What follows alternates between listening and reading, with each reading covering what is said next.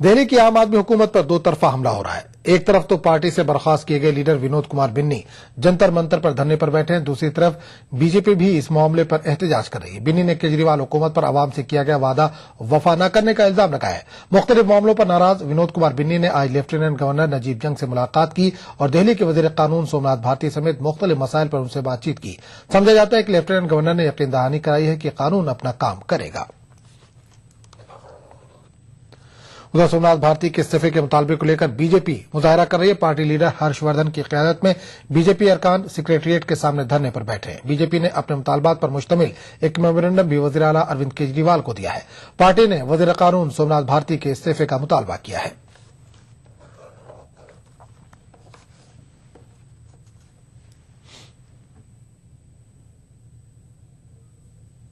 अरविंद केजरीवाल जी को जो खुला पत्र अपने विधायकों की ओर से और दिल्ली की जनता की ओर से उनको दिया है, और मैंने उन्हें कहा है कि अगर आप सार्वजनिक जीवन में शुचिता का महत्व समझते हैं और शुचिता के बारे में आप बार बार ऐलान करते हैं, तो सबसे पहले आप अपने कानून मंत्री का इस्तीफा दीजिए और देश के सामने संविधान का, गणतंत्र का, लोकतंत्र का, विधायिका का, न्यायपालिका का, जुडिशरी एग्जीक्यूटिव का, मीडिया का, इनका अपमान करना बंद करें। मैंने उनसे उन 18 मुद्दों के लिए भी कहा है, जो 18 मुद्दे उन्होंने देश के सामने विधानसभा के अंदर रखे थे, जिनके बारे में आज तक दिल्ली की जनता को कोई राहत नहीं मिली है। मैंने अपनी बात कही है, उन्होंने कहा देखेंगे, उन्होंने मेरा पत्र। अरविंद केजरीवाल ने बिन्नी को बाहर का रास्ता दिखाए जाने के बाद अरकान असेंबली की तादाद कम होने पर कहा कि इन्हें हुकूमत जाने का डर नहीं सता रहा है। केजरीवाल के मुताबिक इनकी हुकूमत 1 महीने में अच्छा खासा काम कर चुकी है। काफी इस सरकार ने जितना काम 1 महीने में किया है उतना मुझे नहीं लगता किसी भी सरकार ने आज तक किया। सबसे इम्पोर्टेंट अभी क्या चीज है, सबसे बड़ी चुनौती अभी भी क्या मानते हैं आप?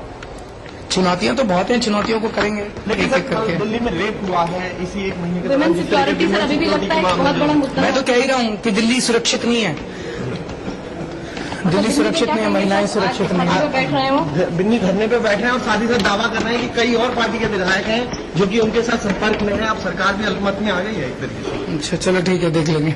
हमें कौन सी सरकार बचाने की राजनीति थोड़ी करनी है। Thank you sir, thank you. उधर इस पूरे मामले पर आम आदमी हुकूमत की तायद कर रही कांग्रेस का कहना है कि आवाम सब देख समझ रही है। जब तो दिल्ली की जनता ही दे सकती। चुनाव के पहले क्या वादे किए थे और क्या इस 1 महीने में उन्होंने कोई वादे डिलीवर किए हैं, कोई वादों पे अमल हुआ है और किस तरह का राजपाट रहा, ये तो दिल्ली की जनता बहुत अच्छे से बता सकती है कि 1 महीने में सरकार ने क्या किया या क्या नहीं किया। उसका असेसमेंट दिल्ली की जनता कर सकती है। दूसरी बात, जहां तक उनके विधायक के पार्टी छोड़ने की बात है या पार्टी से निकाले जाने की बात है, तो उसमें तो आप पार्टी ही जवाब दे सकती है, क्योंकि ये उनके पार्टी का आंतरिक मामला है, इसलिए उस पर नहीं कमेंट करना चाहूंगी। पर निश्चित ही 1 महीने में सरकार कितना गवर्नेंस पे ध्यान दे पाई, कितना एजुटेशन पे ध्यान दे पाई, ये तो दिल्ली की जनता। गुज़िश्ता साल उड़ीसा में 2 मजदूरों के हाथ कलम किए जाने के दिल दहला देने वाले वाकये पर मीडिया रिपोर्टरों का सुप्रीम कोर्ट ने आज खुद नोटिस लिया है। जस्टिस पी सत्यशिवम और रंजन गोगोई के बेंच ने उड़ीसा और आंध्र प्रदेश हुकूमतों को नोटिस जारी किया। दोनों मजदूरों का ताल्लुक आंध्र प्रदेश से था और ये ईंट की भट्टी में काम करने के लिए उड़ीसा आए हुए थे। मीडिया रिपोर्टों के मुताबिक ये वाकया कालाहांडी जिले के बेलपाड़ा के जंगलों में पेश आया था। कंट्रैक्टर और उनके साथियों ने नशे में धुत होकर दोनों मजदूरों के हाथ काट दिए थे। दरअसल इन मजदूरों को रायपुर काम के लिए जाने को कहा जा रहा था, जिस पर वो आमादा नहीं थे। कंट्रैक्टर इन्हें दी गई पेशगी रकम वापस करने का मुतालबा कर रहा था और यही रकम लेने के लिए कंट्रैक्टर मजदूरों के साथ उनकी क़यामगाह जा रहा था। बीरभूम आबरूरेजी केस की जांच के लिए एसआईटी तश्कील दी गई है। डीएसपी एचक्यू की क़यादत में 5 रुकनी टीम इस मामले की जांच करेगी। ख्याल है कि इस मामले की पहली जांच सब इंस्पेक्टर बुद्धू मोंदल कर रहे थे, लेकिन इनके तरीक़ेकार पर नुक्ताचीनी किए जाने के बाद मामले की जांच एसआईटी के सुपुर्द की गई है। इस केस में 2 मुलजिमीन पुलिस की हिरासत में हैं।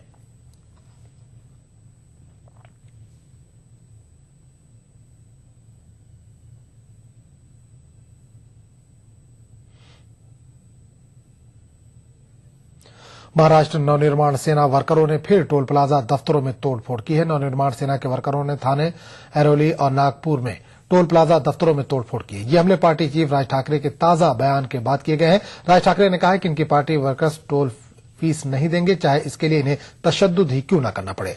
वाशी में पार्टी के इजलास से खिताब करते हुए राज ठाकरे ने पार्टी वर्करों को ये हिदायत दी थी। ताजा इतलात के मुताबिक पुलिस ने इस मामले में एक एमएनएस रुकन असेंबली को हिरासत में लिया है और मामले में 2 एफआईआर दर्ज की गई हैं। नवनिर्माण सेना वर्करों की कार्रवाई पर अदमल जाहिर करते हुए जेडीयू ने कहा कि ऐसा करना हुकूमत और इंतजामिया की सरपरस्ती के बगैर मुमकिन नहीं है। एमएनएस इस तरह की तकरीबी कार्रवाइयां करती रहती है। देखिए, ये मनसे वाले इसी तरह की रंगदारी और गुंडागर्दी करते रहते हैं और इनको दरअसल इनको किसी न किसी का वहां दूसरी पार्टियों में भी संरक्षण रहता है। अपनी पार्टी तो इनकी है ही, साठ गांठ रहती है, तो इसकी तो जितनी भी निंदा की जाए कम है। और चुनाव में इस तरह के लोगों को, जनता को खारिज करना चाहिए। आपको लगता है कि ऐसी पार्टी पर प्रतिबंध लगाना चाहिए चुनाव आयोग की तरफ से भी? देखिए, प्रतिबंध तो सबसे पहले बहुत सारे दल उस सूची में आ जाएंगे, लेकिन सवाल यह है कि इन लोगों के खिलाफ वैचारिक संघर्ष की बात है और जो लोग पावर में होते हैं उनका संरक्षण रहता है कहीं न कहीं। बिना पावर के, बिना पुलिस प्रशासन के ये के किसी। नरेंद्र मोदी आज मुंबई के दौरे पर होंगे, जहां वो लता मंगेशकर के साथ स्टेज शेयर करेंगे। ये प्रोग्राम ऐ मेरे वतन के लोगों गीत की गोल्डन जुबली तकरीब के इख्तितामिया के तौर पर मुनक्किद किया जा रहा है। इस मौके पर 1 लाख अफराद के जमा होने की उम्मीद है। ख्याल है कि लता मंगेशकर बीजेपी के वज़ारत उज़्मा के उम्मीदवार नरेंद्र मोदी की सताइश कर चुकी है। पुणे में लता मंगेशकर ने कहा था कि वो नरेंद्र मोदी को वज़ारत उज़्मा के ओहदे पर देखने की ख्वाहिशमंद है। खबरनामे का सिलसिला जारी रहेगा, लेकिन एक छोटे से वक्फे के बाद। मिला स्किन क्रीम, इसको सिर्फ रात में इस्तेमाल करने से आपको मिले फेस प्रॉब्लम से आजादी। अब फेस प्रॉब्लम को कहिए बाय बाय। एली फार्मास्यूटिकल्स द्वारा। अस्पताल फोन लगा, डॉक्टर साहब को खबर तो कर दे। ये लो। अरे मोबाइल कहाँ है? मोबाइल यहाँ। चल छोड़, पक्की सड़क पकड़ ले। अरे अरे संभल के। अरे पक्की सड़क कहाँ गई? कौन सी पक्की सड़क बापू? चल मुन्ना, स्कूल आ गया। पक्का स्कूल कहाँ गया? अरे अरे रुक, ये स्कूल थोड़ी ना है। बहकी बहकी बातें कर रहे हैं बाबूजी, अस्पताल में दिखा लेते हैं। अरे अब्दुल, ये बोरिया बिस्तर लेके तुम सब कहाँ चल दिए? शहर ताऊ, और कहाँ? पेट भी तो पालना है। अरे वो तालाब खींचने का काम तो तुम्हें मिला है ना मनरेगा से। मनरेगा? हाँ। वो क्या? हाँ, चल बेटा, आगे अस्पताल पे रोक ले। रुक रुक रुक रुक रुक। अरे लल्लन भैया, यहाँ अस्पताल था, वो कहाँ गया? कहाँ गया क्या चाचा? अस्पताल जाना है तो शहर में जाओ। बाबूजी, बाबूजी चलना नहीं क्या अस्पताल? हाँ हाँ हाँ, अस्पताल, पक्की सड़कें, पक्के स्कूल, मनरेगा और कितना कुछ। इन 10 साल में जिंदगी कितनी बदल गई है और ये सब जिंदगी का हिस्सा बन गया है, जैसे सदियों से सब कुछ ऐसा ही था। भारत निर्माण का यही प्रमाण। जन जन को छुआ, जन जीवन बदला।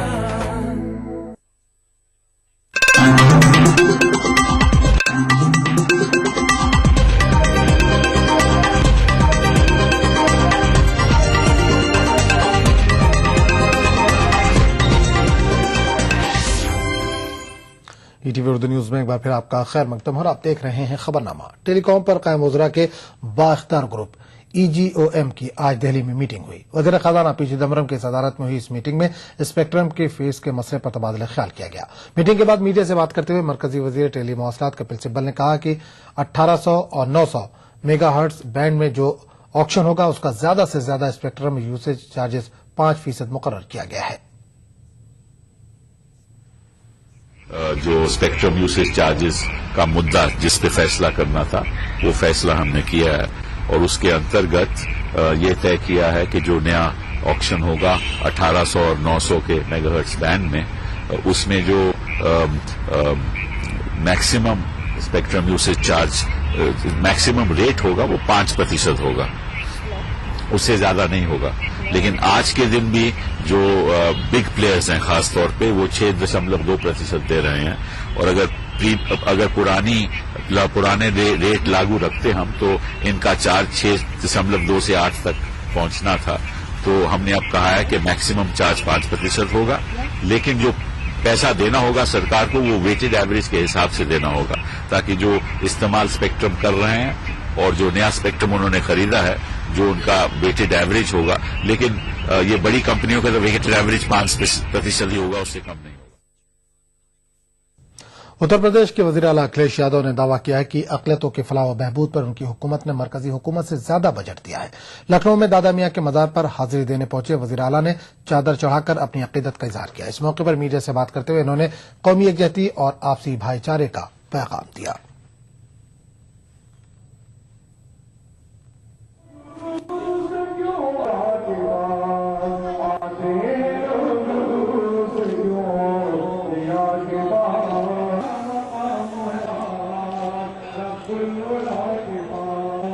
क्योंकि सभी धर्मों का ये मानना है कि मानवता से और आपस में प्रेम बढ़ने से समाज मजबूत होता है। तो मैं समझता हूँ ये संदेश इस जगह से हमेशा दिया गया है। देखिए, जहाँ विकास की बात है, विकास से हम लोगों ने जोड़ा है और महत्वपूर्ण योजनाएं चलाई हैं।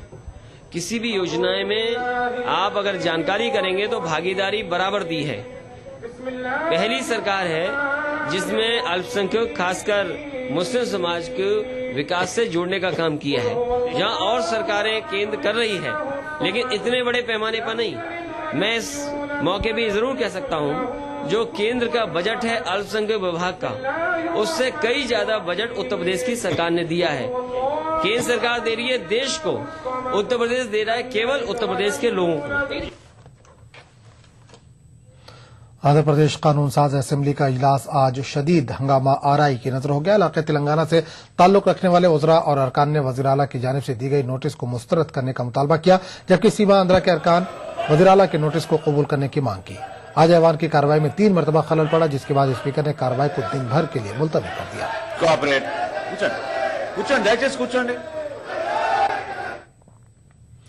माहीगीरों के मसले पर हिंद लंका के नुमाइंदों की मीटिंग चेन्नई में जारी है। इस मीटिंग में दोनों मुल्कों के नुमाइंदों के साथ साथ दोनों ममालिक के माहीगीर भी शरीक हैं।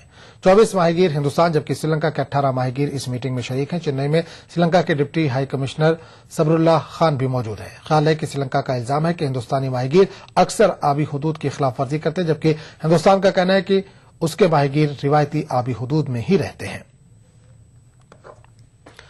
हिंदुस्तानी वजारत खारजा ने हिंदुस्तान और कनाडा के दरमियान वीजा इजराई के मराहिल को शफाफ और तेज तर बनाने का ऐलान किया है। हिंदुस्तानी वजारत खारजा के हुक्काम का कहना है कि हुकूमत हिंद का ये ताजा इक़दाम हिंदुस्तान और कनाडा के माबैन समाजी, तहजीबी, सियाती और मुआशी ताल्लुकात को मजीद मुस्तहकम बनाने में साजगार साबित होगा। हुक्काम का ख्याल है कि वजारत खारजा के ताजा इक़दाम से वीजों की इजराई में दरमियानी अफराद की सरगर्मियों पर मुकम्मल तरह से रोक लगने की उम्मीद है।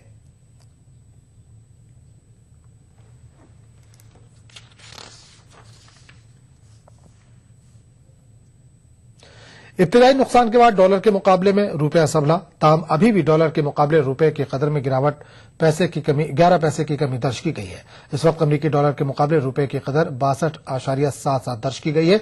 बैंकों और इम्पोर्टरों में डॉलरों का मुतालबा बढ़ा है, इसलिए रुपये की कदर पर इसका असर देखा जा रहा है। दीगर करेंसियों के मुकाबले समंदर पार के स्टॉक में अमरीकी डॉलर के कदर में बेहतरी आ रही है। इस वजह से भी रुपये के कदर में उतार देखा जा रहा है। उधर इक्तिसादी उमूर के सेक्रेटरी अरविंद मायाराम का कहना है कि डॉलर के मुकाबले रुपये के कदर में कमी से घबराने की जरूरत नहीं है।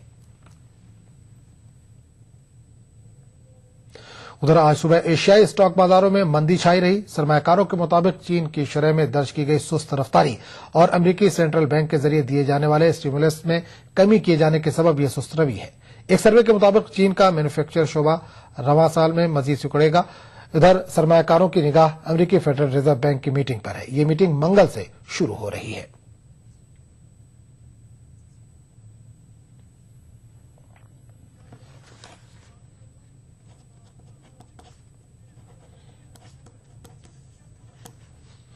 नाज़रीन, इस वक्त हम सीधे रुख कर सकते हैं दिल्ली का, जहां कांग्रेस तर्जुमान मुकुल वासनिक इस वक्त मीडिया से खिताब कर रहे हैं। हुए, कितने कामयाब नहीं हुए, ये कहना हम ठीक नहीं समझते। लेकिन जो वायदे उन्होंने किए, जिसको लेकर हमने समर्थन दिया, ये कहना होगा कि दुर्भाग्यवश जिस तेजी से वो करने की आवश्यकता थी, वैसी तेजी वहां पर बिल्कुल नजर नहीं आती। कह रहे हैं कि पूरे मामले में जिस तरीके से अरविंद केजरीवाल लगातार जनता की राय लेते रहे हैं, पिछले 2 मामलों में देखा गया है कि धरने पर बैठे वो, और दूसरा जो बिंदी के खिलाफ कार्रवाई, संस्थापक सदस्य जनता की राय उन्होंने नहीं ली है। देखिए, उनके पार्टी के भीतर वो किसे रखते हैं, किसे निकालते हैं, लोगों की राय लेते हैं, नहीं लेते हैं, ये उनके पार्टी के भीतर का मामला है। उनकी पार्टी उनको कैसी चलानी है, ये उनका फैसला है। उनकी पार्टी कैसे चले, ये कांग्रेस पार्टी तो उनको सलाह नहीं देगी। One second, I think I'll have. Just to follow up, you're saying that you're extending support to this government, whose law minister Somnath Bharti today tweeted saying that anarchy was 1984, not the agitation carried out by Kejriwal. What a joke, Mr. President! Laugh out loud. This is his tweet. This is his official tweet of Delhi Law Minister, even mocking a constitutional authority like the President of India. Yet you continue to support this government. How do you respond to that? A government that makes fun of constitutional authorities. देखिए, आम आदमी party की राजनीति और उनके बयान जिस तरह से पिछले समय से आते रहे हैं, ये अन्य राजनीतिक दलों की तुलना में काफी भिन्न स्वरूप अपना लिए हैं। ये बड़ा दुर्भाग्यपूर्ण है कि राष्ट्रपति जी के संबोधन को लेकर इस तरह से कोई टिप्पणी करता है तो उसकी हम कड़े से कड़े शब्दों में निंदा करते हैं। रहा सवाल कि हम उनकी सरकार को समर्थन देने की, तो हमने समर्थन दिल्ली के लोगों को तकलीफ ना हो, दिल्ली के लोगों पर फिर एक विधानसभा चुनाव इतने जल्दी आ जाए, इसकी नौबत ना पड़े। कुछ वादे इन्होंने अपने घोषणा पत्र में किए थे, उन वादों को अमलीजामा पहनाकर उसे लागू करने की दिशा में वो काम करे। ये सारी स्थितियों को देखकर हमने समर्थन देने का फैसला किया था। हम जानते हैं कि किस तरह की स्थिति बनते जा रही है, लेकिन हम धैर्य रखेंगे, हम संयम रखेंगे और ये स्थिति जैसी बनते जा रही है उसको बड़े बारीकी से उस पर ध्यान देंगे। For all these manifesto promises you're supporting right now, is there a deadline? Is there a rethink within the party that by Congress party आम आदमी पार्टी के मामले पर दिल्ली में बयान दे रही थी। नाज़रीन, फिलहाल वक्त हो चला एक छोटे से ब्रेक का। ब्रेक के बाद फौरन लौटते हैं। से हैं। अच्छा, और हम लोग इलाहाबाद से। तब तो आप हमारे करीब के निकले। Match made in heaven. Yes. अरे बेटी, तुमने तो अभी एमफिल कर ली, तो अब थोड़ा रिलैक्स करो, शादी वादी करके अब एंजॉय करो। हाँ? शादी तो जरूर होगी, पर अब इसे नाम बदलने की जल्दी पड़ी है। कैनाज से डॉक्टर कैनाज बनना है। पीएचडी पूरी करनी है इसे। वजारत बराए अकलियती उमूर हुकूमत हिंद की जानिब से अकलियती तबके के जरूरतमंद और होनहार बच्चों को आला तालीम मुकम्मल करने में उनकी मदद के लिए खुसूसी इमदादी ग्रांट फराहम करता है।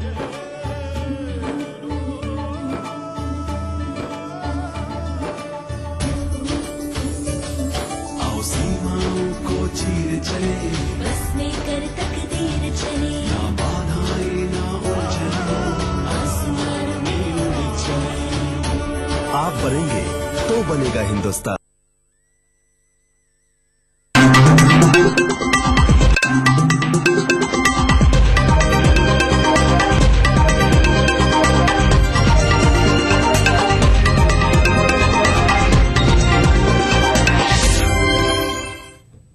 ईटीवी उर्दू न्यूज में एक बार फिर आपका खैर मकदम और आप देख रहे हैं खबरनामा। जिनेवा में शाम में क़याम अमन के ताल्लुक से जारी मुज़ाकरात में मामूली पेशरफ्त हुई है। शामी हुकूमत और मगरिब की पुश्त पनाही वाली अपोजिशन के बीच हिम्स में फंसी ख्वातीन और बच्चों के सिलसिले में मुफाहमत हुई है। मुफाहमत के मुताबिक शामी हुकूमत हिम्स शहर में फंसी ख्वातीन और बच्चों को इलाके से बाहर जाने की इजाजत देगी। मुफाहमत पर फौरी अमल की बात कही गई है। अक़वाम मुत्तहिदा के सालिस अखज़र इब्राहिमी ने फरीक़ैन में हुए इस समझौते की तस्दीक की है।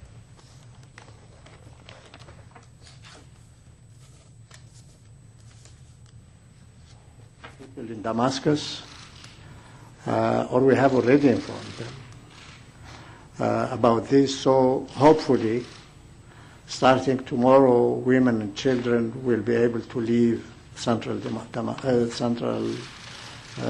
the old city in Homs. अमेरिकी अफशाकार एडवर्ड स्नोडेन ने एनएसए के मुतालिक ताज़ा इंकशाफ किया है। जर्मन पब्लिक टेलीविजन को दिए एक इंटरव्यू में स्नोडेन ने दावा किया है कि एनएसए सनतों की भी जासूसी करती है। स्नोडेन के मुताबिक जर्मनी की बड़ी कंपनियां जिनसे अमेरिकी कंपनियों को मुसाबकत का सामना है, एनएसए ऐसी कंपनियों की भी जासूसी करती है।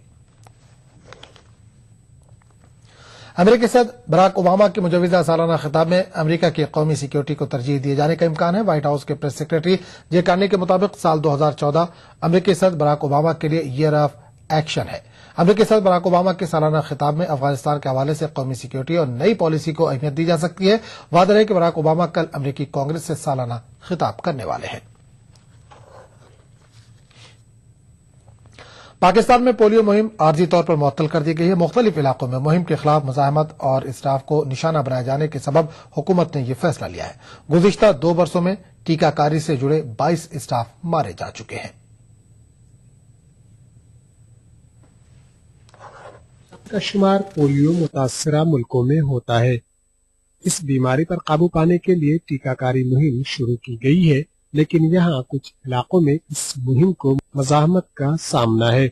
लोगों में बेदारी की कमी और टीकाकारी के हवाले से गलत ख्यालात इस मुहिम की राह में रुकावटें हैं। दहशतगर्द तंजीमों की जानिब से भी मुहिम से जुड़े लोगों को धमकियां दी जाती हैं और उन्हें निशाना बनाया जाता है। मुहिम से जुड़े अफराद को जान का खतरा लाहक रहता है, क्योंकि दहशतगर्द तंजीमें उन्हें जासूस गर्दानती हैं। कुछ फैमिलीज ऐसी हैं, पठान, खासकर पठान फैमिली, जो मतलब आगे से लड़ना शुरू कर देते हैं कि ये आप हमारे ये जो आप ड्रॉप्स में पिला रहे हैं, ये हमारे बच्चों को मजीद बीमार करते हैं। सर ये है कि उनको थोड़ा गाइडेंस की जरूरत है। उन सबको हमारा पोलियो हुआ था, उस टाइम तालिबान की तरफ से एक लेटर भेजा गया था कि यहाँ से पोलियो मतलब यहाँ पे बंद कर दें, वरना कुछ भी हो सकता है, अटैक्स हो सकते हैं। एक तो जान का खतरा और उस पर से उजरत कम, जिसकी वजह से इस मुहिम से जुड़ने से लोग गुरेज करते हैं। 2 वर्षों में कम से कम 22 वर्कर्स हलाक हो चुके हैं, जबकि मुतअद्दिद जख्मी हुए हैं। रवा माह 21 जनवरी को कराची में टीकाकारी टीम पर हमला किया गया था, जिसमें 3 वर्कर्स मारे गए थे। मुहिम से जुड़े हुक्काम भी मुहिम को दरपेश इस चैलेंज को तस्लीम करते हैं। This country is also going through economic crisis. So the payment to the polio workers is very less. So sometimes they feel very demoralized. A very nominal amount, 250 rupees per day for their lunch. So they are volunteers actually, and it is a big challenge again to have a volunteer-based polio campaign. Khyber Pakhtunkhwa में 26 जनवरी से polio मुहिम शुरू हुई है। इसके तहत 8 लाख बच्चों की टीकाकारी का निशाना मुकर्रर किया गया है, लेकिन मुहिम से जुड़े खतरात के पेश नजर तकरीबन 9000 स्टाफ तजब्जुब का शिकार हैं। उन्होंने अपनी तशवीश से आला हुकाम को वाकिफ कराया है। रवां साल अब तक पोलियो के 4 मामले पाकिस्तान में रोशनी में आ चुके हैं। Bureau report, ETV news. France के सदर फ्रांसवा ओलांद के साबिक एहलिया ट्रियर विलियर ने हिंदुस्तान के दौरे पर हैं। गुज़िश्ता रात जब वो मुंबई पहुंची तो हवाई अड्डे पर मीडिया कैमरों से बचना इन्हें मुश्किल हो गया। ट्रियर विलियर ऐसे वक्त मुंबई आई हैं जब महज 2 रोज कबल ही इनके शौहर ने इनका 7 बरस पुराना साथ छोड़ने का ऐलान किया है। ट्रियर विलियर इंसानी हमदर्दी के एक मिशन पर मुंबई आई हैं। अपने शौहर के एक अदाकारा के साथ अफेयर की खबर मंजर आम पर आने के बाद सदमे में 1 हफ्ते तक वो अस्पताल में जेर इलाज थी। ट्रियर विलियर के स्टाफ का कहना है कि विलियर ने मुंबई में अपने मसरूफियात को महदूद रखने का फैसला किया है।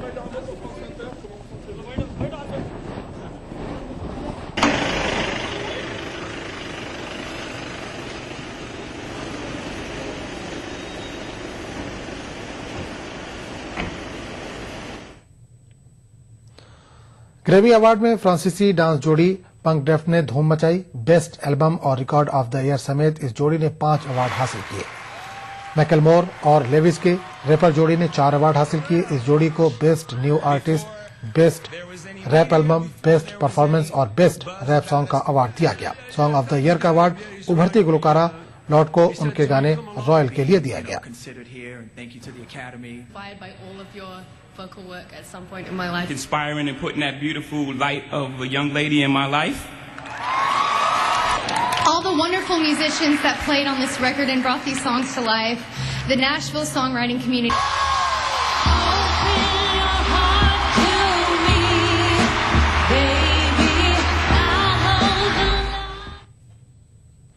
खबरनामे में फिलहाल इतना ही। आदाब।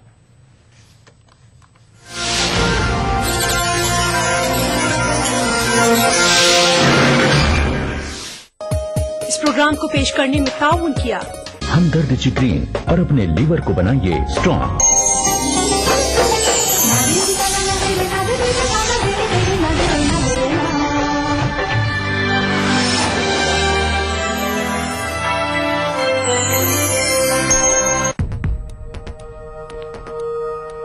एक मुट्ठी भर जीने की आरज़ू, तब्दीली की चुटकी भर जुस्तजू, रोजमर्रा के मसाइल की ढेर सारी बेकरारियां, खाली पतीले में पकती घर भर की भूख, तारीखियों से लड़ इकट्ठा की हुई चुटकी भर धूप। जमहूरियत का अजीम त्योहार फिर से आया है। क्या हो आपका फैसला, बताएंगे मुल्क के भरोसेमंद सहाफी त्रिदीप रमन। वोट करेगा इंडिया।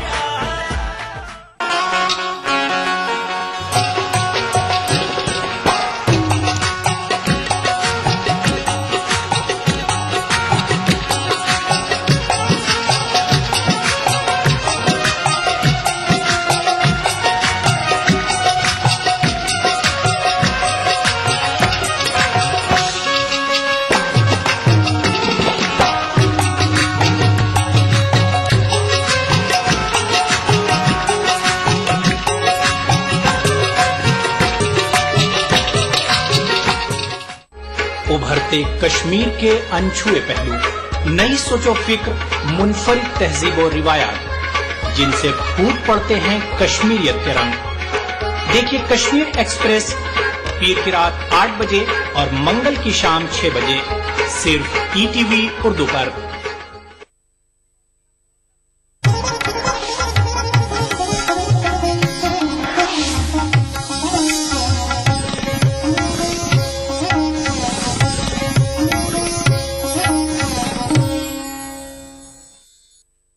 इस प्रोग्राम को पेश करने में ताउन कर रहे हैं बांगर सीमेंट, सस्ता नहीं सबसे अच्छा। Shri ultra red oxide, Bharat का एकमात्र जंग रोधक सीमेंट।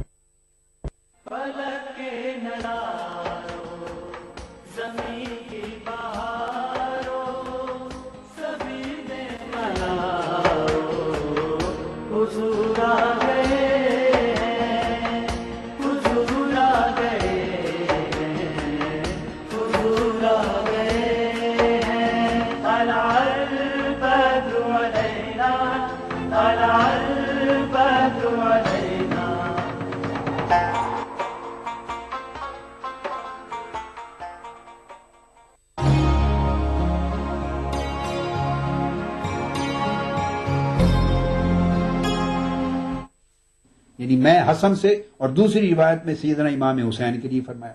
तो मैं जमा करके बता रहा हूं, यह भी सही बुखारी की हदीस है, हदीस सही है, और इमाम मुस्लिम ने भी रिवायत किया मुत्तफक अलैह हदीस कि बारी ताला मैं हसन से और हुसैन से, इन दोनों से मोहब्बत करता हूं। फस्फाहिब्बाहु, तू भी इनसे मोहब्बत फरमा, और जो इन दोनों से मोहब्बत करे तू भी उनसे मोहब्बत फरमा। गोया इनसे भी मोहब्बत कर और इनसे मोहब्बत करने वालों से भी मोहब्बत कर। यह आका अलैहिस्सलाम की मोहब्बत का फैज था, और मोहब्बत की फरावानी थी आका अलैहिस्सलाम की, और मोहब्बत की फैज रसानी थी। इसी तरह एक और हदीस में आया है, जिसे इमाम अहमद बिन हम्बल ने, इमाम इब्ने अबी शैबा ने, इमाम तिरमजी ने, इब्ने माजा ने, इमाम तबरानी ने, इमाम इब्ने हिब्बान ने, इमाम हाकिम ने, सब ने सनद सही और सनद हसन के साथ अलग अलग तौर से रिवायत किया है। और वो ये फरमाते हैं, सहाबा कराम फरमाते हैं कि हम आका अलैहिस्सलाम के साथ एक रोज निकले, गली में एक दावत पर जा रहे थे किसी के घर। तो फस्तकबला रसूलुल्लाह